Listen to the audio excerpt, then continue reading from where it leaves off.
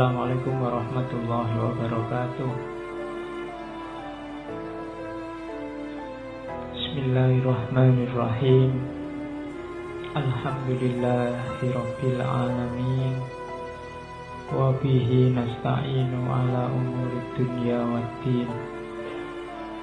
Allahumma sholli wa sallim wa barik ala habibina wa syafi'ina Sayyidina wa maulana Muhammadin wa ala alihi wa ashabihi wa man tabi'ahum bi ihsanin ila yaumiddin. Amma ba'du. Bismillah. Mari kita lanjutkan ngaji kita. Malam hari ini kita ada di sesi terakhir tentang ilmu dan pengetahuan. Malam ini kita masuk ke tema yang populer sekali. Mungkin kita juga sering mendengar, meskipun kadang-kadang salah paham apa yang dimaksud dengan istilah ini, yaitu ilmu laduni. Ini biasanya yang belajar-belajar tenaga dalam, belajar-belajar itu kan istilah ini populer. Saya lupa beberapa tahun yang lalu ada lembaga yang menawarkan kemampuan bisa bahasa Inggris instan secara laduni. Iya. Jadi saya lupa tahun berapa itu. Jadi teman-teman kalau ingin pinter bahasa Inggris, tidak usah capek-capek belajar. Jadi nanti akan semacam ditransfer pengetahuan model laduni, langsung bisa ngomong bahasa Inggris.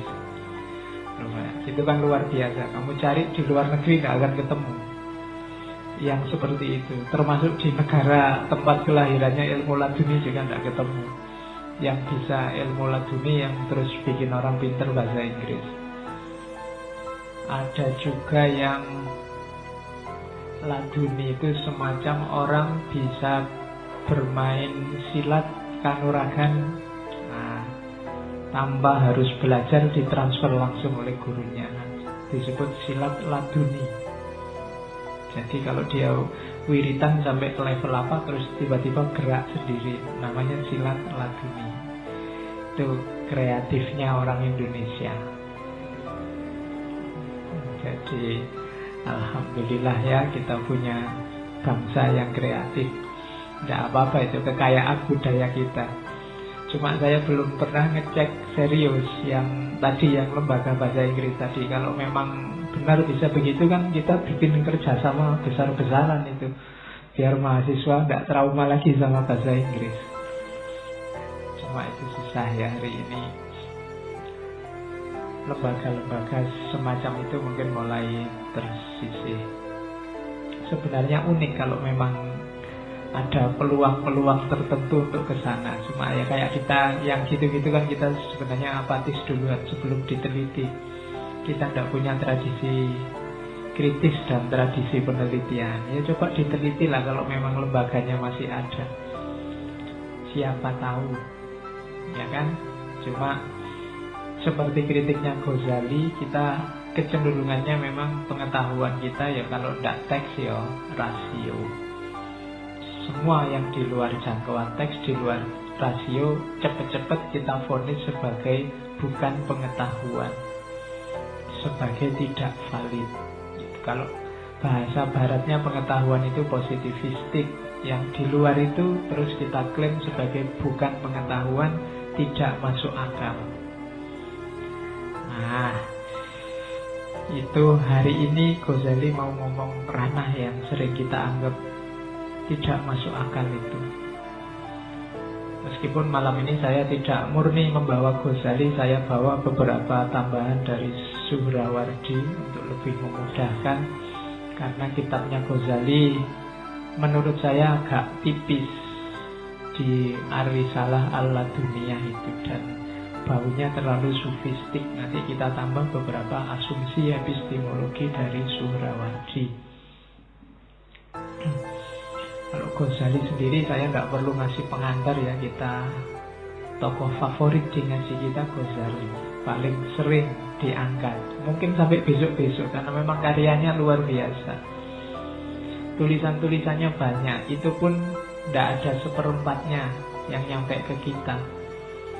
Ghazali dikisahkan sempat menulis sekitar 228 kitab. Padahal beliau usianya cuma 53 tahun. Jadi beliau meninggal belum terlalu tua. Tapi sempat menulis 200 lebih, 228. Itu kan kalau dikruskan semua umurnya itu hampir setiap tahun dari umurnya nulis sekitar 4 jilid kitab. Bayangkan itu kalau begitu lahir nulis kitab loh itu. Ya kan? Begitu umur setahun langsung nulis kitab. Itu sampai umur 53 kalau dikali 4 kan 200-an. Beliau nulis 200. Jadi umur baru lahir nulis 4 kitab setahun. Nah itu 228. Ada banyak yang hilang ketika Baghdad jatuh, diserang oleh Mongol nanti. Termasuk kabarnya ada 40 jilid kitab tafsir karyanya Ghazali. Kalau ada itu bisa bermanfaat untuk mahasiswa tafsir. Sayangnya hilang, atau dikejar aja secara laduni, siapa tahu. Ya, kan saya pernah cerita ya, ada mahasiswa tafsir yang nulis skripsi tentang Ibnu Arabi, metodenya laduni. Jadi dia nulis gagasannya Ibnu Arabi secara luar biasa, tapi tidak ada footnote-nya. Waktu saya tanya, lah ini kamu referensinya dari mana? Saya wawancara langsung Pak sama Ibnu Arabi. Ya kan, kamu tidak nyambung mesti kan. Tapi kalau kalian baca tulisannya, memang tulisannya bagus. Dan dia berani jamin, silahkan Bapak cek, nyari di buku apa yang saya ngutip kalau dituduh saya plagiat. Memang susah ya, dia merasa dia ini warga Torekot. Jadi dia Torekotan dulu, wasilahan, terus kalau butuh itu mendatangkan Ibnu Arabi. Yo, kamu bisa dipelajari, nanti kamu bisa mendatangkan Sokrates, Immanuel Kant gitu. Itu kan enak, kamu bisa wawancara lebih mendalam daripada baca bukunya kan kesuwen. Atau sekali-sekali ngaji secara laduni, nanti ustadznya dimasuki rohnya Sokrates terus ngomong. Oke. Jadi Hujatul Islam Abu Hamid Al-Ghazali, karya-karyanya banyak yang suka, banyak ada juga yang tidak suka. Biasa itu kan. Ada cerita beberapa ulama yang tidak suka Ghazali membakar kitab-kitabnya. Nanti kalian carilah cerita itu, karena memang ada. Meskipun orang yang membakar ini nanti akhirnya tobat karena dimarahi Rasulullah. Ada ceritanya, kalian cari sendiri itu. Karena biasanya beberapa ulama tidak suka karena menganggap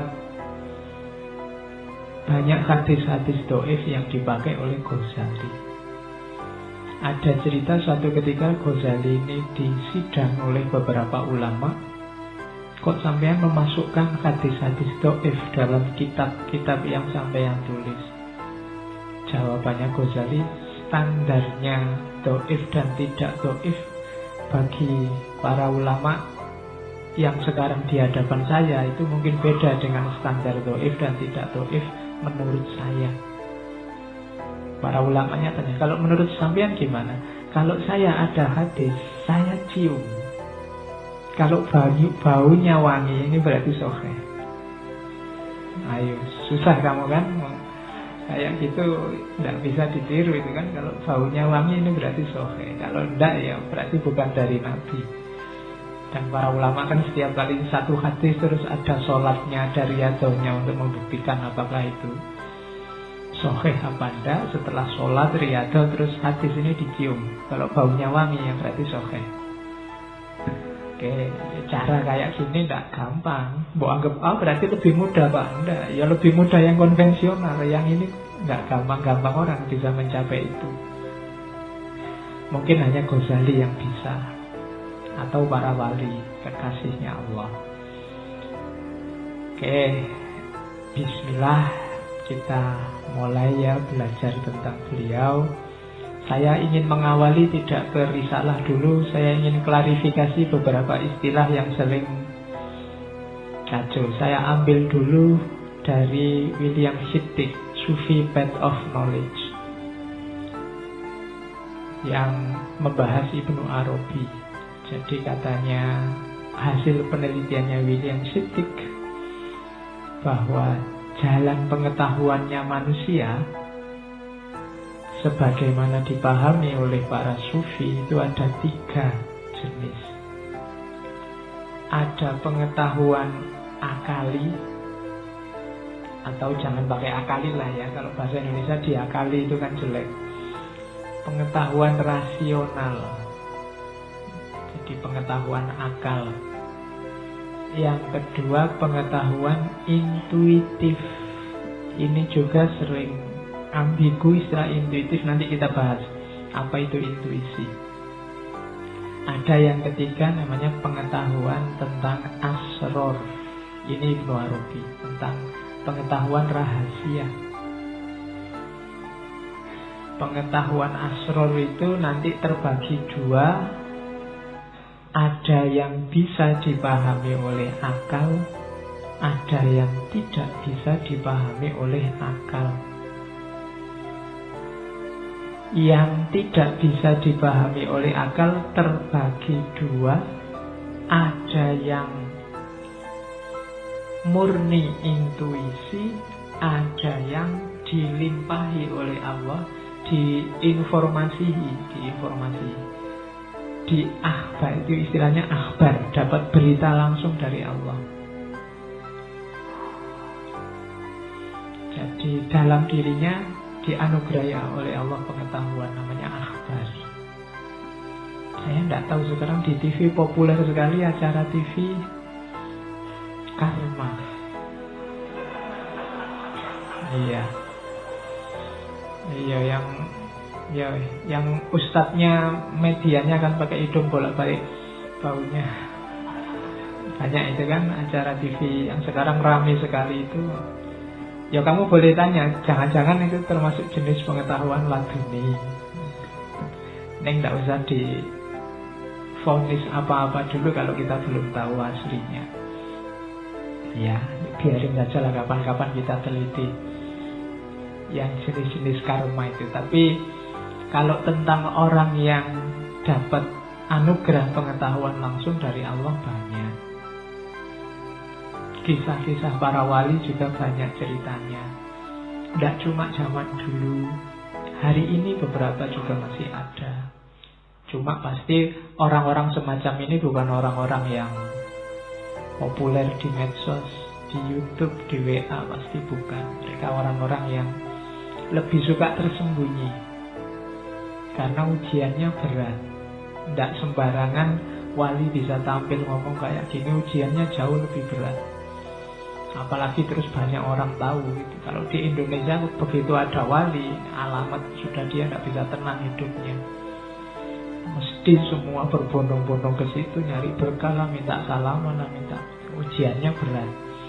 Tapi pasti masih ada. Kalau menurut Ibnu Arabi kan di dunia ini selalu ada para kekasih Allah. Itulah yang membuat Allah tidak sebel sama kita.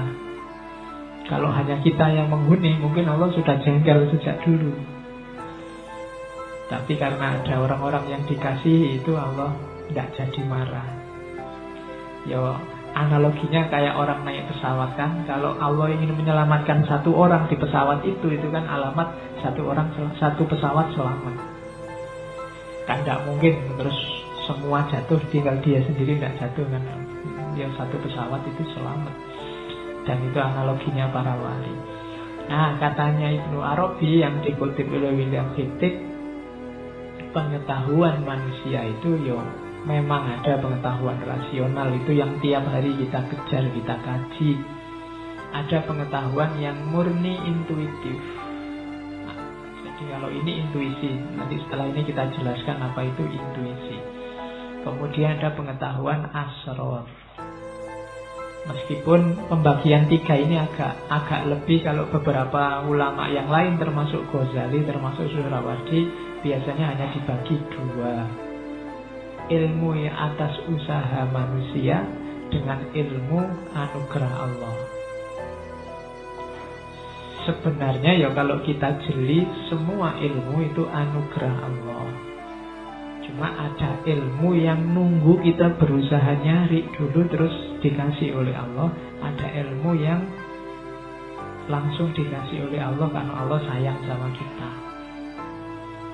Kadang-kadang jalurnya juga tidak terduga-duga. Makanya kalian kalau nyari ilmu tidak usah pilih-pilih. Tidak usah pilih-pilih dosen, tidak usah pilih-pilih materi, tidak usah pilih-pilih ustaz. Cari aja.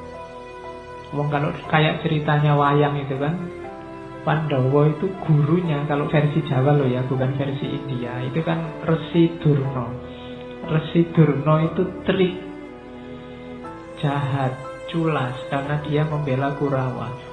Jadi kalau Pandawa sedang minta fatwa, fatwanya yang jelek-jelek, disuruh ke laut, disuruh itu. Tapi dari fatwa jelek ini justru para Pandawa dapat banyak wawasan ketuhanan, banyak pengetahuan yang bermanfaat. Jadi jangan dikira pengetahuan itu tergantung gurunya apa tergantung usahanya, ya tergantung Allah. Kalau kamu nyarinya beneran, mungkin kamu dapat wawasan baru secara tidak terduga-duga. Nah, itu logika pengetahuan dalam dunia sufisme.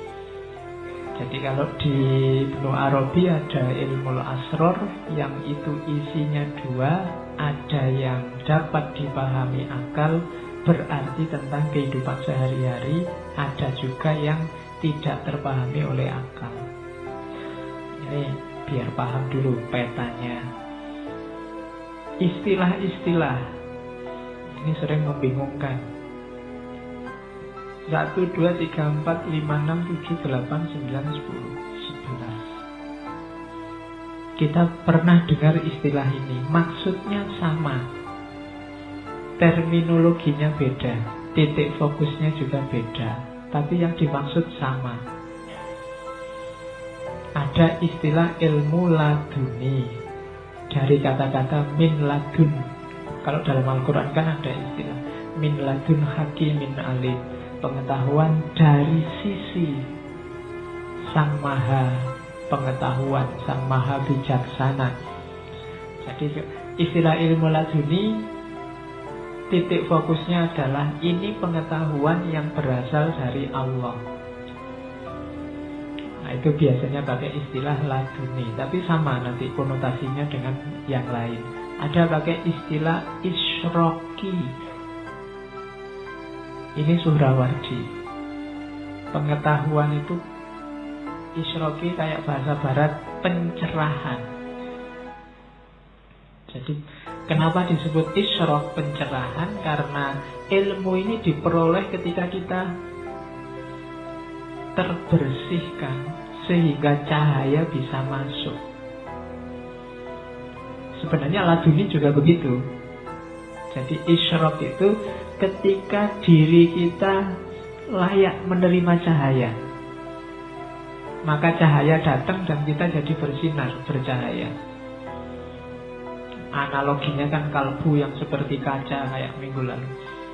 Kalbu yang seperti kaca yang diterangi kemudian dan seterusnya. Makanya pengetahuannya pakai simbol cahaya, namanya isyraqi. Kalau bahasa yang populer ada istilah iluminasi, sama pencahayaan, pencerahan. Orang yang mendapat pengetahuan dari Allah, syaratnya jiwanya harus bersih, jiwanya harus cerah. Jadi sama, konotasinya sama, laduni sama isyraqi. kadang disebut irfani. Maksudnya juga sama. Kalau dalam Islam kan ada beda antara alim sama arif. Yang alim ini ilmu yang kita cari tiap hari di kampus-kampus, di sekolah-sekolah. Nah, yang laduni ini jenisnya arif. Makanya ada alim billah dan arif billah. Kalau alim ini pengetahuan yang masih butuh media. Contohnya, ini ustadznya sudah datang belum ya? Dari luar kamu belum lihat saya. Oh, itu sandalnya sudah datang. Kamu tahu saya dari media sandal. Itu alim. Masih butuh perantara. Pengetahuan yang butuh mungkin dari buku, mungkin dari guru, mungkin dari dikasih tahu orang. Nanti ada level yang lebih tinggi, itu arif. Kalau arif ini ustadznya datang belum? Sudah datang. Sekarang saya di masjid dan di depan beliau. Nah, itu berarti arif, ngalami sendiri langsung. Makanya sufi itu lebih sering gelarnya, sebutannya adalah arif billah, bukan lagi alim. Kalau alim itu bahasanya Al-Quran, wa fawqa kulli bi ilmin alim. Di atasnya orang berilmu masih ada yang punya lebih banyak ilmu, lebih tinggi ilmu. Tidak pakai istilah arif. Kalau arif ini orangnya ngalami sendiri karena derajat kebenarannya lebih tinggi. Makanya disebut arif billah, pengetahuan yang mendalam. Kayak misalnya kalau saya bilang, kalian ada kata-kata tulisan ya, di sini saya nulis kalimat besar, judulnya misalnya takut. Dengan kata-kata takut ini kalian ngerti, oh takut itu kan maksudnya Pak, kalau ada sesuatu yang membuat kita merinding terus takut. Ini pengetahuan yang masih berjarak, masih konsep. Akan jadi arif kalau kalian hari ini memang takut. Perasaanmu sedang ketakutan, ini arif. Kamu ngalami ketakutan sendiri. Kalau tadi kan cuma membaca tulisan takut dan paham apa itu takut. Jadi membaca tulisan takut, paham apa itu takut, namanya ilmu. Orangnya namanya alim. Tapi kalau kamu hari ini mengalami takut itu, terus oh iya ya, begini rasanya takut itu, ini arif namanya. Jadi cuma kalau sufi, irfani, arifnya arif billah. Bukan urusan-urusan di luar keagamaan, bukan urusan misalnya gimana ya rasanya korupsi. Nah, itu hanya orang-orang koruptor yang arif tentang korupsi. Ya, kalau kita cuma alim, ngerti dari jauh gimana narkoba, ya yang sakau, yang arif tentang narkoba. Kita hanya alim. Nah, cuma terminologi arif sama alim ini untuk ranah agama biasanya. Nah, irfan di sini nanti satu makna dengan isyraq, satu makna dengan laduni. Sama kayak makrifat, sama makomnya. Orangnya namanya arif, barangnya namanya makrifat, kondisinya namanya makrifat. Makrifat ini kan nanti salah satu makom puncak. Kalau versinya Ghazali, puncaknya laku tasawuf itu makrifat. Nah, ada lagi kasyaf. Kasyaf ini juga istilah yang populer, maknanya sama kayak makrifat. Orang yang kasyaf itu artinya terbuka. Dari tidak tahu jadi tahu, itu namanya tersingkap, terbuka. Terbuka semua sekarang, itu namanya kasyaf. Jadi arahnya tetap sama pada ketuhanan. Orang yang kasyaf ini kondisi keterbukaannya, isinya makrifat, pengetahuan. Orangnya namanya arif. Jadi itu namanya kasyaf, terungkap. Ya, manusia Manusia itu hari ini beruntung Allah tidak mengungkap kita.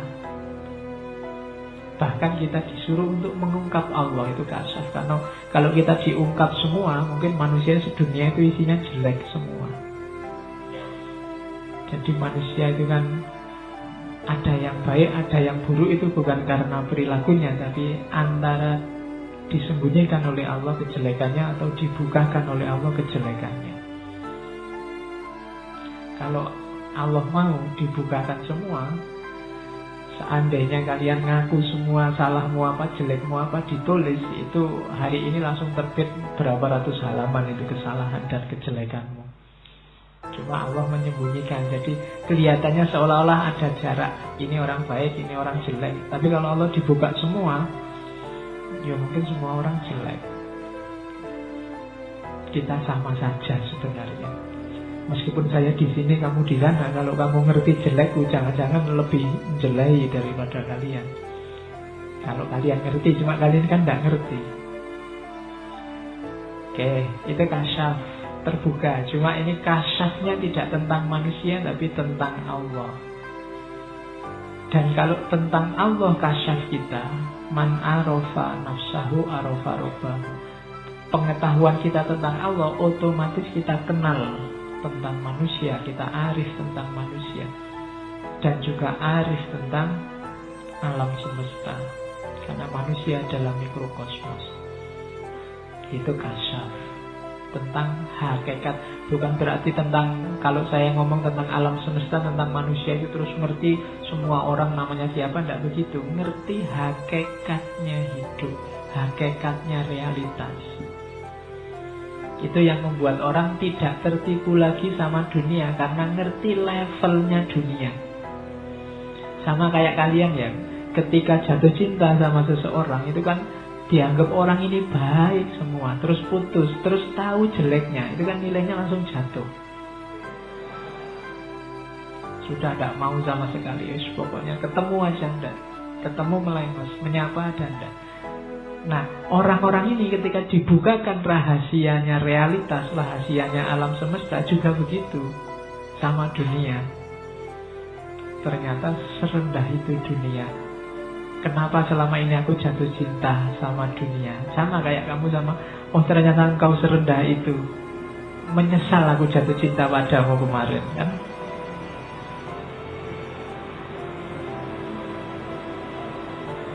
Oke.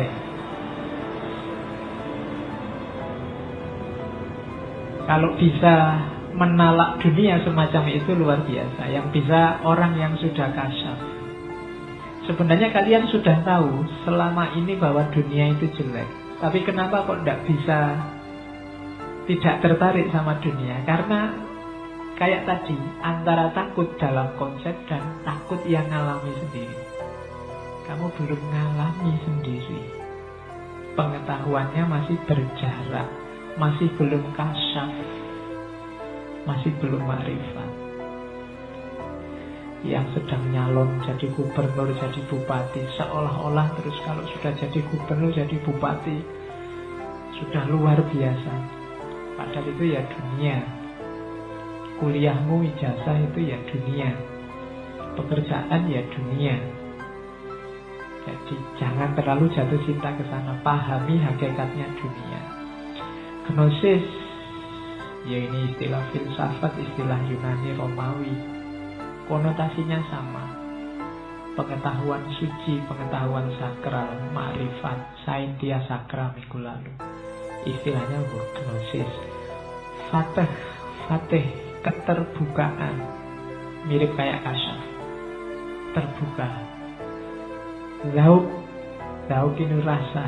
Karena dia kayak tadi ya, takut yang dikonsep dan takut yang dirasa. Jadi pengetahuan yang sifatnya zaukiyah, pengetahuan rasa. Kadang-kadang pakai istilah basiroh, pengetahuan batin. Kadang-kadang pakai istilah musyahadah, kesaksian. Orang yang menyaksikan itu musyahadah. Ada yang pakai istilah huduri. Ada tulisan yang populer sekali sejak zaman saya mahasiswa. sudah dicetak berulang-ulang, judulnya ilmu huduri. Ya, ilmu huduri ini epistemologi zauk, epistemologi rasa, epistemologinya irfan. Saya jelaskan sedikit. Jadi ilmu huduri itu ilmu yang didapat langsung. Kalau bahasa epistemologinya, ilmunya itu sua objek. Ya cirinya sama kayak tadi. Tidak ada perantara antara yang tahu dan objek yang diketahui. Takut yang saya alami itu kan, untuk tahu takut saya harus menengok diriku sendiri, tidak keluar.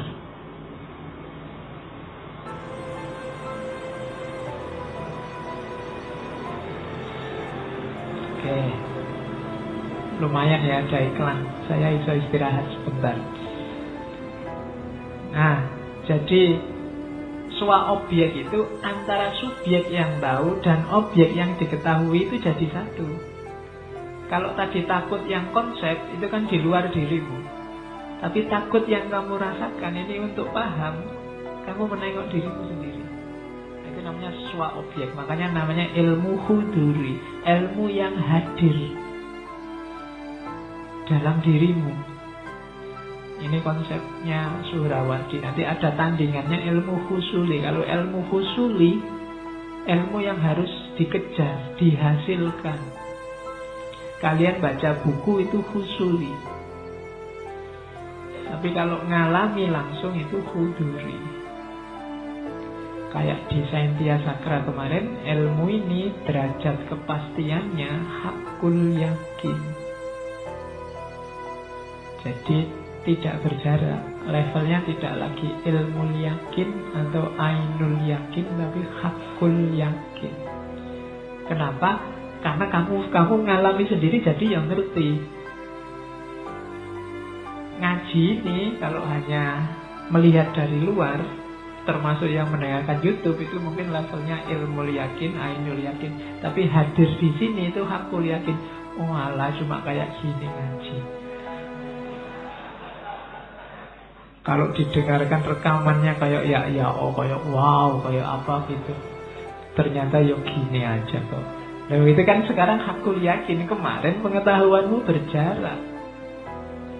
Kayak hebat-hebat tuh ya ngaji itu. Ternyata ya cuma gini aja loh. Nah itu kan sekarang kamu ngerti. Dan sekarang lebih pasti kenapa hadir langsung pengetahuan itu dalam dirimu. Sama kayak kamu kawin besok misalnya, sudah lama nunggu kawin, bayanganmu kawin itu, wah kawin besok mesti sip, mesti, bayanganmu kan gitu, kayak luar biasa gitu.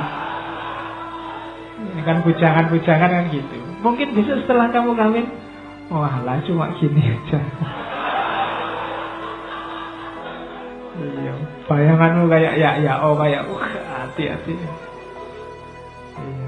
Itu kan pengetahuanmu hari ini kan belum kawin. Tentang kawin itu masih husuli, masih konsep-konsep. Ya, masih bayangan. Kamu membayangkan kan gitu.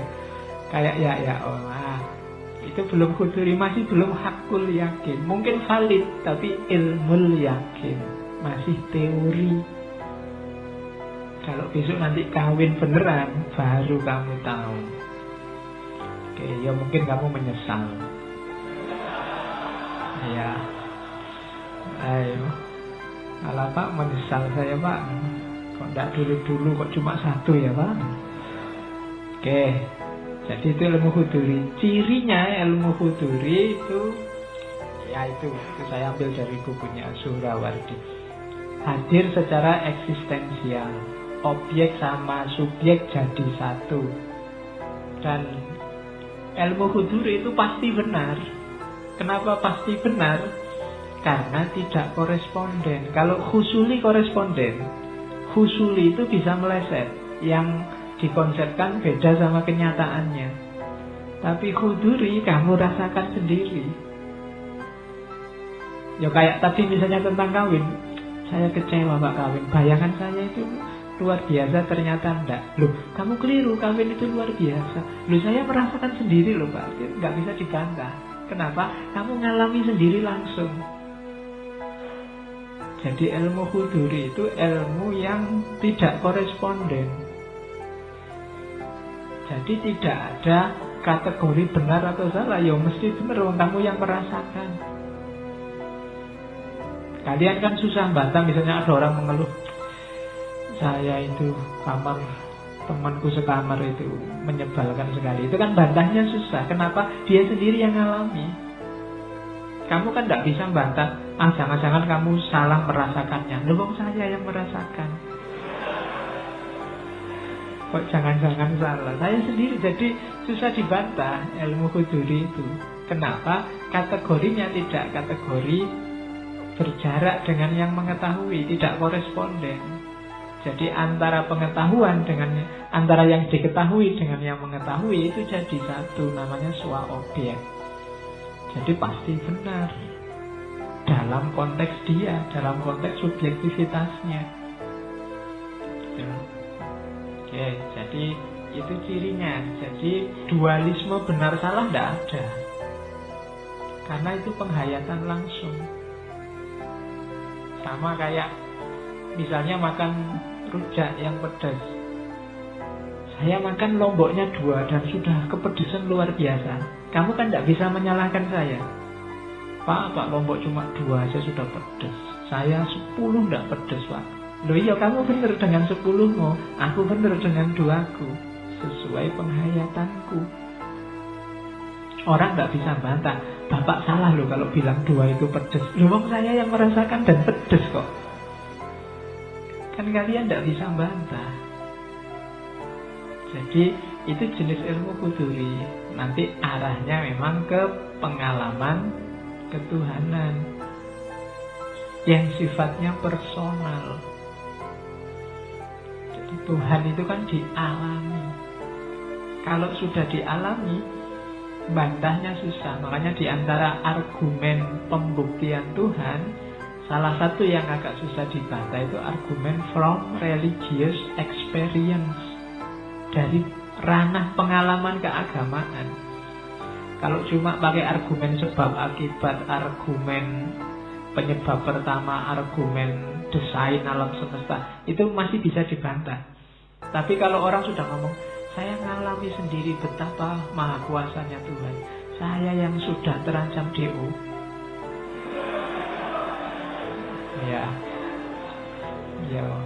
ya nanti gelarnya PhD, PhD, lulusnya pas hampir DO.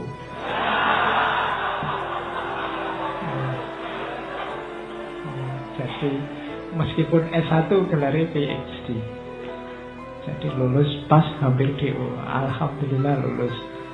Oke. Nah, jadi sifatnya personal, swa objek, tidak ada dualitas benar salah. Dan dia hadir dalam diri kita. Itulah ilmu huduri. Ilmu menerjemahkannya umum, bukan sains kalau barat, tapi mungkin lebih dekat ke knowledge, pengetahuan. Ya. Oke. Nah, ini yang tadi saya janji jelaskan dulu sebelum masuk ke Arisalah ala dunia. Intuisi itu kemampuan memahami sesuatu tanpa melalui penalaran rasional dan intelektual. Tiba-tiba datang. Nah, jadi itu namanya intuisi.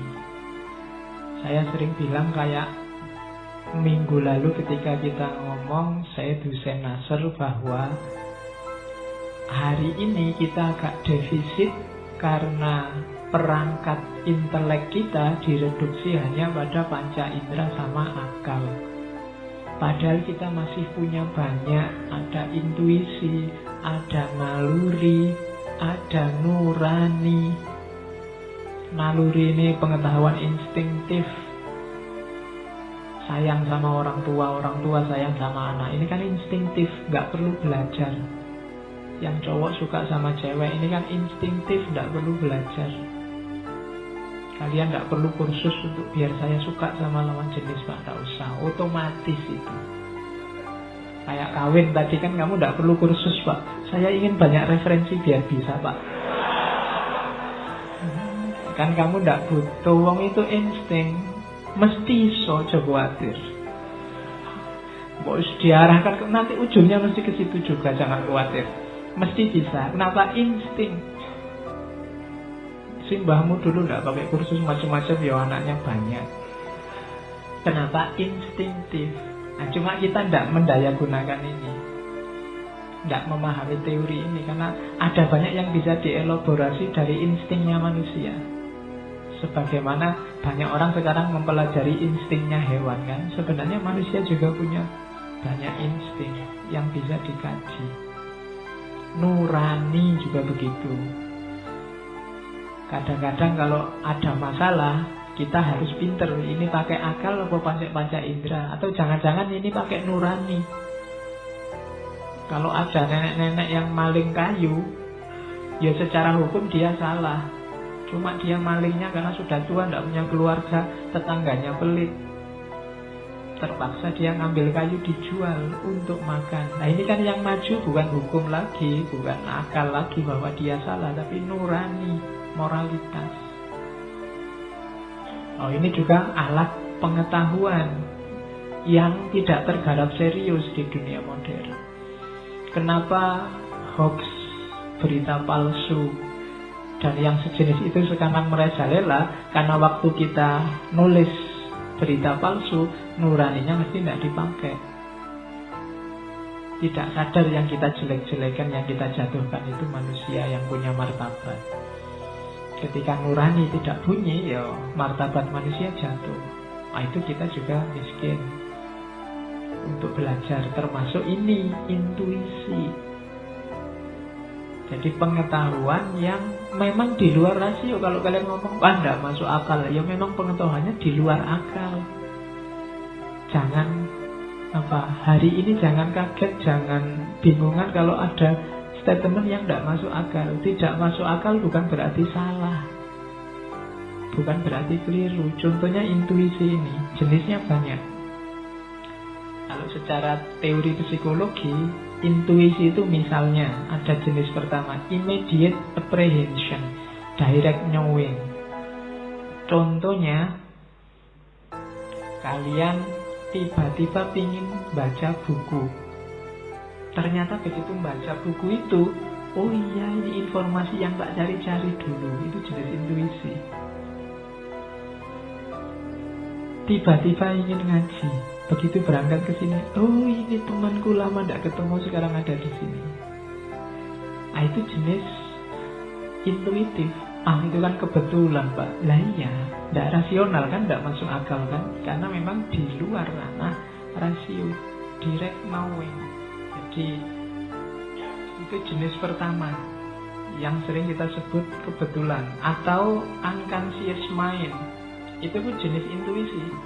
Kayak kalian yang biasa naik motor itu, kan itu tidak pakai kalkulasi. Kadang jalan sempit masuk aja, ya ternyata ya masuk. Itu kan intuisi yang ngisi informasi, tenang aja, aman, masuk. Kayak itu contohnya ya mobil, supir itu kadang-kadang kan ya kalkulasinya kalkulasi intuitif aja, unconscious. Kenapa? Pengetahuannya sudah mengendap, jadi otomatis jalan begitu saja. Tidak pakai dipelajari, tidak pakai dikasih, sudah tahu kebenarannya. Alah, kalau kayak gitu kamu mesti gini deh. Nah itu unconscious.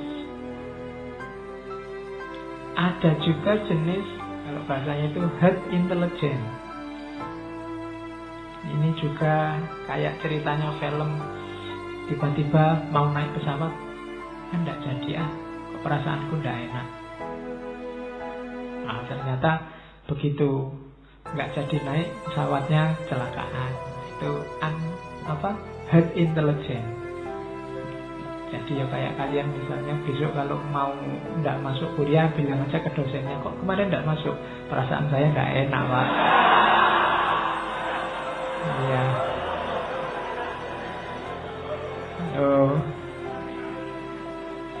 Nanti dosennya bilang, wah kamu benar, ternyata kuliahnya kosong, saya juga nggak masuk.